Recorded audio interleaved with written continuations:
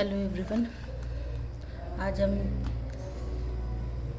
लैंगिक अपराधों से बालकों का संरक्षण अधिनियम 2012 के जो बचे हुए सेक्शन हैं उनको कंप्लीट करेंगे। इसमें से जो है सेक्शन 18 तक कंप्लीट हो गया था हमारा और चैप्टर 5 से बच गया था, तो यहाँ से आज कंप्लीट करके पूरा जो है एक्ट को कंप्लीट करेंगे। तो सेक्शन 19 में बताया गया है कि अपराधों की रिपोर्ट करना। सेक्शन 19 में अपराधों की रिपोर्ट करना।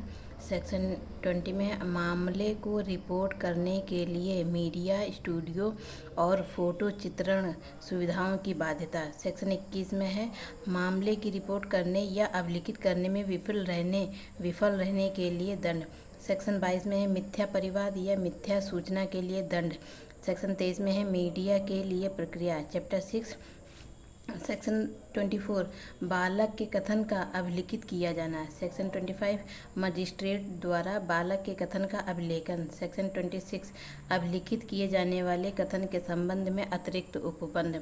सेक्शन 27 बालक की चिकित्सीय परीक्षा। सेक्शन 28 चैप्टर 7 सेक्शन 28 विशेष न्यायालयों को पता विहित किया जाना। सेक्शन 29 कतिपय अपराधों के बारे में उपधारणा। सेक्शन 30 आपराधिक मानसिक स्थिति की उपधारणा। सेक्शन 31 विशेष न्यायालय के समक्ष कार्यवाहियों को दंड प्रक्रिया संहिता 1973 का लागू होना। सेक्शन 32 विशेष लोक अभियोजक। चैप्टर 8 सेक्शन 33 विशेष न्यायालयों की प्रक्रिया और शक्तियाँ। विशेष न्यायालयों की प्रक्रिया और शक्तियाँ। सेक्शन 34 बालक द्वारा किसी अपराध के घटित होने और विशेष न्यायालय द्वारा आयु का अवधारण करने की दशा में प्रक्रिया। सेक्शन 35 बालक के साक्ष्य को अभिलिखित और मामले का निपटारा करने के लिए अवधि।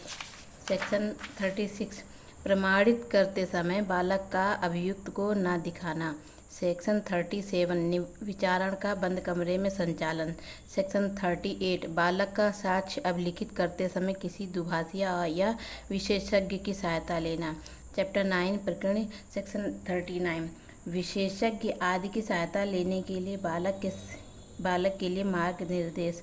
सेक्शन 40 विधि व्यवसायी की सहायता लेने के लिए बालक का अधिकार। सेक्शन 41 कतिपय मामलों में धारा 3 से धारा 3 से 13 तक के उपबंधों का लागू होना। सेक्शन 42 अनुकल्पित दंड। सेक्शन 42 का अधिनियम का किसी अन्य विधि के अल्पीकरण में न होना। सेक्शन 43 अधिनियम के बारे में लोक जागरूकता। सेक्शन 44 अधिनियम के क्रियान्वयन की मॉनिटरिंग।